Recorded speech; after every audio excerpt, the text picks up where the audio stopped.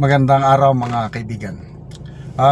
Bigyan natin ng reaction opinion itong mga nagkalat ngayon na post sa social media na binabatikos ang Pangulong Marcos Jr. sa pamimigay niya ng stuffed toys sa mga bata o sa pamilya na nabiktima ng baha.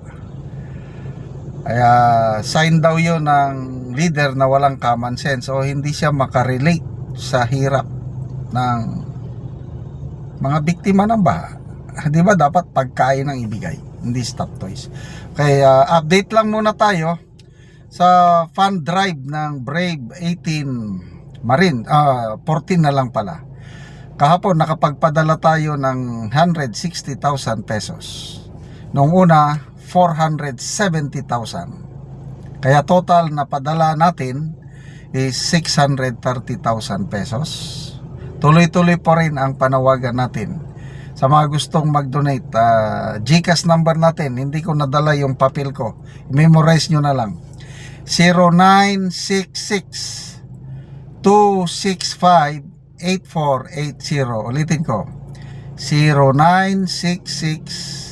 0966-265-8480. Ivan Henry Sibug ang pangalan sa GCash. So ito na. Yung una kong kahapon, ang daming nagpost. Kanina si Attorney Mike Operario nagpost din siya. Ito na naman. Balitang Toto nagpost na naman. Kaya bigyan na lang natin ng reaksyon. Sign na walang common sense. Mainit ngayon sa social media ang naging pahayag ni Kitty Duterte kung saan tila pinatamaan niya si Pangulong Bongbong Marcos hinggil sa pamimigay ng mga stuffed toys sa mga biktima ng baha. Sabi ni Duterte, isa umanong palatandaan ng kawalang common sense ng isang leader na namamahagi ng mga laruan sa gitna ng matinding kalamidad at baha sa halip na mga pangunahing pangangailangan. Ano rin tong si Kitty Duterte? May ano rin siya, may kakaibang style, hindi rin takot na magpasaring. Nasa kanya talaga yung tapang ng mga Duterte. Tunay siyang Duterte. Ako nung una kong nakita yung mga post na yon, umiiling na lang ako. Ano ba naman yan? Parang kung maalala nyo, mayroong lindol ba o bagyo sa Cebu? Nagpunta siya doon. Wala lang. Walang dala-dala. Tapos, merong isang binata, may placard. Kailangan namin ng tubig at pagkain. Placard. Tapos ang Pangulo, nandun, nagbisita. Kumusta kayo? Salita lang siya ng salita. Wala man lang siyang, I don't know baka mahina lang ang PR team niya. Wala man lang siyang naipakita na naibigay na tubig o pagkain. Dapat, I just don't know. Baka mahina lang ang public relations team o PCO ni Pangulong Marcos Jr. Bakit hinahayaan na ganyan? So, nabati ko siya sa Cebu. I don't know, last year ba o 2 years ago. Saan ba? I think pati sa mga lindol sa Mindanao, ganon din. Pumupunta, wala man lang, hindi siya sensitive sa pangangailangan ng taong bayan. Dapat sana yung stuffed toys, okay man yun. Kaya lang, dapat ang may pakita muna yung may dalang pagkain. Ganon. Para yun ang basic na pangangailangan pagkain, tubig o damit kaya. Kasi nabahan walang pambihisan, nabasa ang mga Yung stuffed toys, added na lang yun. Of course, ang mga bata kailangan matutuwa yan. Kailang kung stuffed toys lang ang maisip ng taong bayan, bakit stuffed toys lang? Bakit walang pagkain? Bakit walang tubig? So makikita mo, there is something wrong sa public relations team o whatsoever, kung sinong mahina sila. Isa pa, okay, personal opinion ko lang ito. Wala siya talagang tunay na malasakit sa mga naghihirap. Ang kanya lang is just to perform his role as president. Punta doon, kumusta na kayo? Hanggang ganun lang. Itong presidente natin, naranasan ba niyang maghirap? Naranasan ba niyang magutom? Naranasan ba niyang maging biktima ng baha? I don't think so.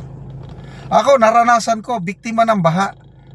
Nung younger days ko, lumaki ako sa isang bayan na tabi kami ng ilog, Amburayan River sa Bangar, La Union. Palagi kaming nababaha noon, kaya alam ko yung wala kaming makain. Kaya dahil napagdaanan ko yung mga ganyan, kaya ngayon pag nakikita ko yung mga naghihirap, hindi nakakakain, natatats, madali akong umiyak, kaya nagbibigay ako ng aking mga blessings. Samantala itong ating Pangulo, porque naipanganak siya na mayaman, hindi naghirap, kaya that's the problem. Hindi siya makarelate. Kulang siya ng empathy. Yun ang word yun. Yung empathy, yung mailagay mo ang sarili mo sa kalagayan ng iba. Example, si Manny Pacquiao. Okay? Kalimutan natin yung kanyang sa politics. Matulungin si Idol Manny Pacquiao. Nagbibigay talaga ng tulong yan kasi nga naranasan niyang naghirap. Yan ang leader na may empathy. Malala ko nung na-assign ako sa Mindoro, colonel pa ako noon, nagbisita siya doon sa Mindoro dahil senador siya noon at saka boxing champ. Iniskortan ko siya. Nung pauwi na siya, may sumakay sa helicopter, bumulong lang siya sa kanyang alalay, bumulong. Mamaya bumalik sa akin yung alalay, nagbigay siya ng mga 1,000 na nalukot na gano'n, Sir, bigay ni Senator para sa mga for the boys. Nilagay sa makapal, kalukot. Talagang matulungin talaga itong Manny Pacquiao. Yan ang pumasok sa isip ko. Kaya nung nakalipad yung helicopter, pumunta ko sa aking mga officers, binigay ko yung tigwa 1,000 na nalukot. Hindi ko alam magkano, basta makapal bigay ni Senator Pacquiao para daw sa mga boys. Binigay ko rin. Anong ginawa? Binili nila ng washing machine. Ganon, may empathy si Manny Pacquiao. Ang Pangulo, walang empathy. Hindi niya naranasan naghirap. Kaya ganon, stop toys lang, pwede na yun. Bahala sila sa buhay nila, parang ganon. Salamat mga kaibigan sa inyong pagsubaybay sa channel na ito.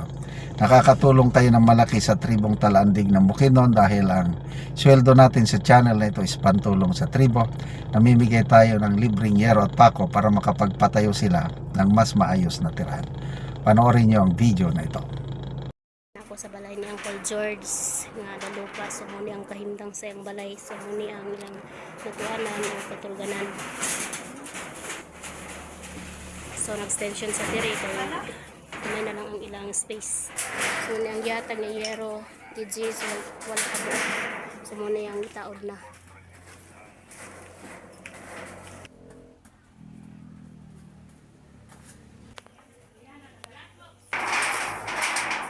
Buko kayo, laki.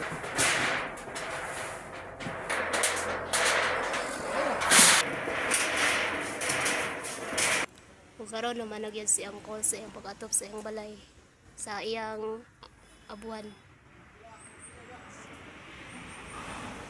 Kung karon naman nagyan ang balay nga abuhan ni Uncle. So si Uncle taga Purok 3 Tikalaan Talakag Bukidnon. So karon ko unsa imong masulti nga nahuman na gid ka og atop. So, daghang kayo salamat sa naghatag. Grabe na sa nagdalaga apon diri paingon na kami natabangan. O so pila na ka tuig Col ang imong kuan nga wala pa kay sakto nga abuhan. Duha na katuig, So 2 years na. So pila na imong edad Col? 50 So 50. So naa pa kay anak Col? na So nangaminyo na or na kay nag-eskwela? Wala. So Grade 9, grade 8. so unsa imong panginabuhian Col? Musumusura. So kuan lang mag-uuma lang gyapon ka Col. Oh, Waswasa na imong asawa Col. nanrabaho. So nagtrabaho tungod sa inyong kawadon. So dako kayong pasalamat Col nga natagaan ka og giyero og nakaatop ka og makahimo na ka sa imong kusina. Daw kay salamat. Natabangan ko.